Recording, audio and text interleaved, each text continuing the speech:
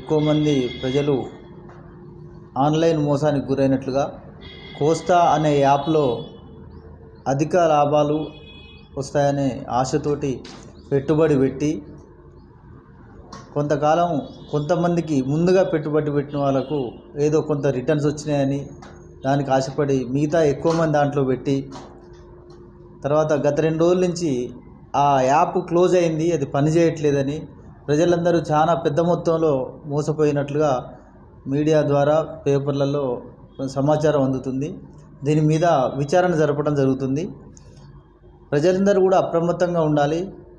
డబ్బులు ఎవరికి సులభంగా రావు. అధిక వడ్డీలకు అత్యాశకు పోతే మోసానికి గురయ్యే అవకాశం ఉంటుంది.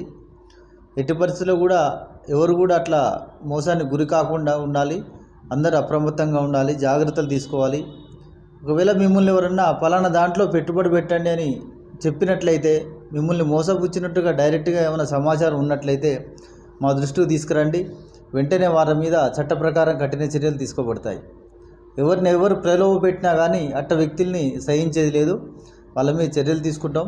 అదేవిధంగా వాట్సాప్లో వచ్చినటువంటి లింకులు, సోషల్ మీడియాలో కనిపించేటటువంటి అత్యాశకు సంబంధించినటువంటి ప్రకటనలను ఎవరు నమ్మకండి.